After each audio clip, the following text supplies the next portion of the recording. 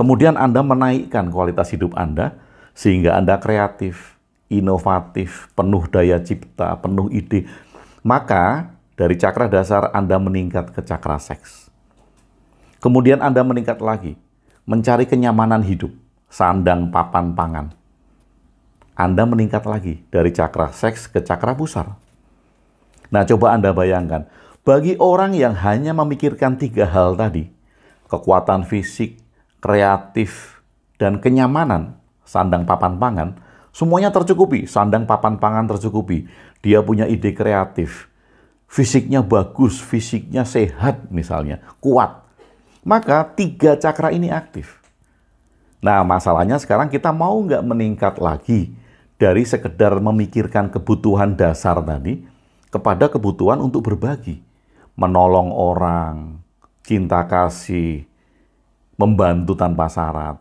Kalau itu terjadi, maka Anda sudah meningkatkan kualitas hidup dari 3 cakra yang dasar menjadi cakra jantung yang aktif.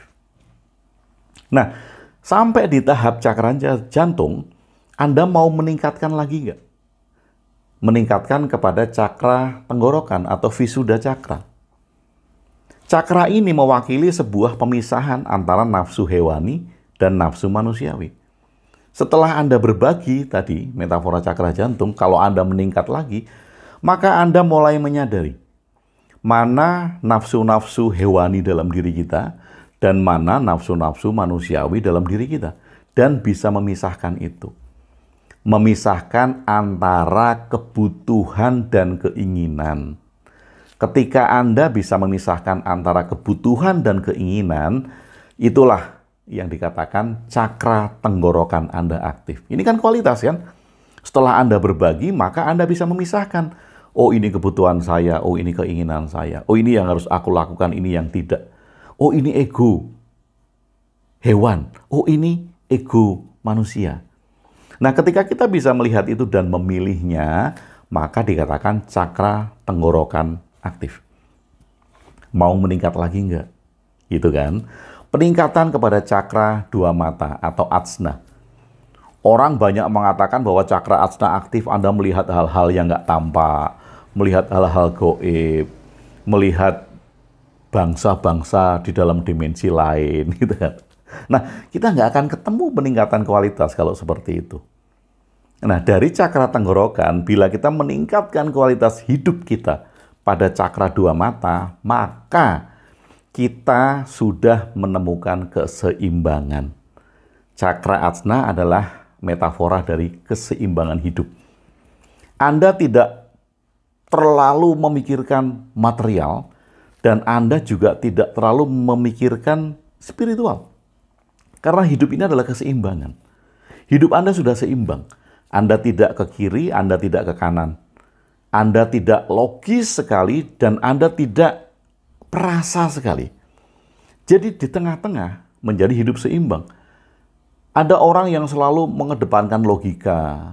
Ada orang yang selalu mengedepankan perasaan. Ini kan nggak seimbang. Nah, cakra ajna itu lambang bahwa Anda sudah seimbang.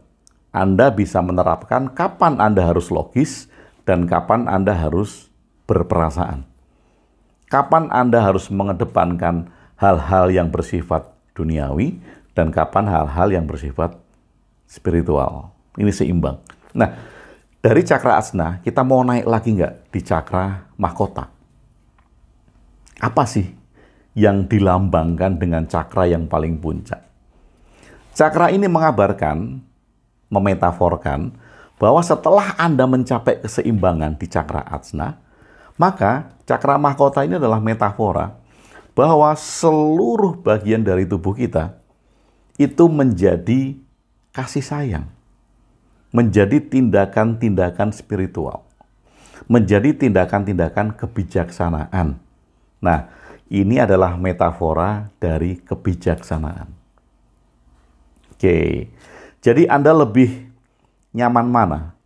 Lebih nyaman bahwa cakra itu adalah bola-bola energi yang bisa diaktifkan oleh orang lain. Nah, pertanyaan saya, kalau ada yang bisa mengaktifkan cakra jantung, setelah Anda diaktifkan gitu, cakra jantungnya aktif, lalu apa yang Anda perbuat? Pertanyaan saya, kalau ada orang yang mengaktifkan cakra jantung Anda, kemudian Anda masih saja fokus kepada kekuatan fisik, daya kreatif, sandang papan nyaman yang Anda cari, apa implementasinya? Ya kan? Kalau cakra jantung Anda diaktifkan dan Anda masih di dalam fokus tentang kekuatan fisik, sekali lagi saya ulang ya, daya cipta, kreatif, kemudian pencarian kenyamanan sandang papan pangan, apa dampaknya? Kan Anda nggak akan mendapat dampak apa-apa. Nah, kalau kita memahami sendiri bahwa 7 cakra tadi merupakan perjalanan peningkatan hidup, maka kita bisa menentukan kita mau mengaktifkan cakra apa.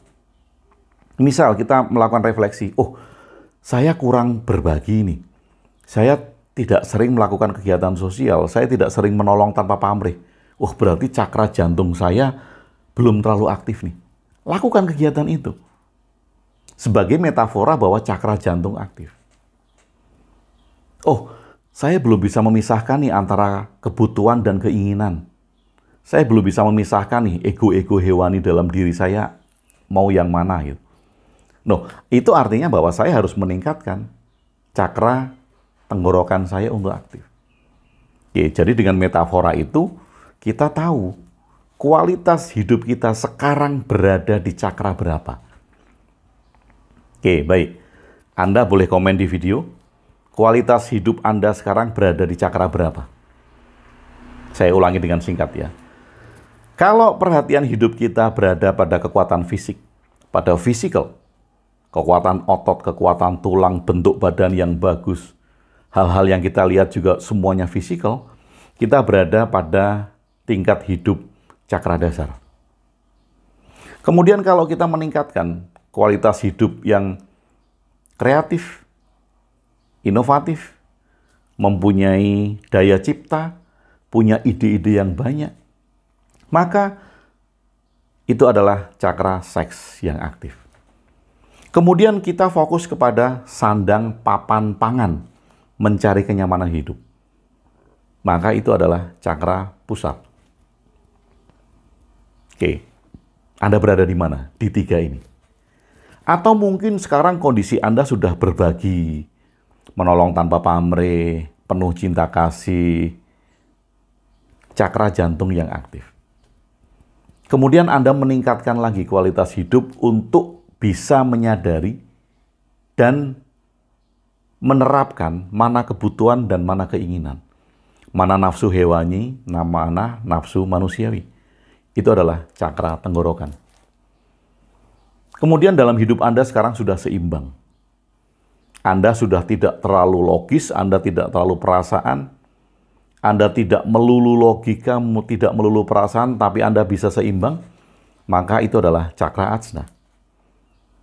Kemudian apabila di dalam seluruh hidup Anda sudah menjadi tangan-tangan yang bukan ego Anda sendiri, itu adalah titik kebijaksanaan.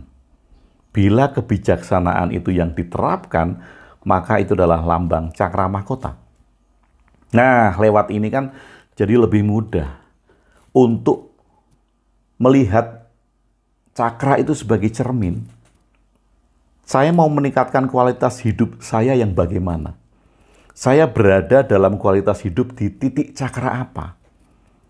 Atau saya mau mengaktifkan cakra apa? Nah, tinggal kita lihat tadi. Oh, cakra jantung saya tidak aktif. Cakra jantung saya belum aktif. Karena apa? Karena saya belum menolong orang lain tanpa pamrih. Saya belum banyak berbagi, saya belum banyak bersedekah, saya belum banyak melakukan kegiatan sosial. Maka aktifkan. Aktifkan cakra jantung dengan tindakan-tindakan itu. Oke, itu cakra ya. Sekarang tentang Kundalini. Oke, Kundalini akan saya bahas di video setelah ini. Karena ini ternyata sudah 22 menit lebih. Supaya kita bisa melihat cakra dari sudut pandang yang lain, untuk melakukan refleksi dan mencari tahu kita mau hidup di titik peningkatan hidup yang seperti apa? Apakah hidup kita seperti cakra dasar saat ini? Apakah hidup kita baru seperti cakra seks? Apakah kualitas hidup kita baru seperti cakra pusar? Apakah kualitas hidup kita baru seperti cakra jantung? Apakah kualitas hidup kita sudah seperti cakra tenggorokan?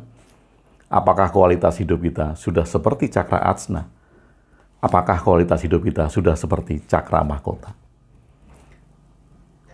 Semoga kita bisa melakukan refleksi bersama-sama untuk peningkatan kualitas hidup kita.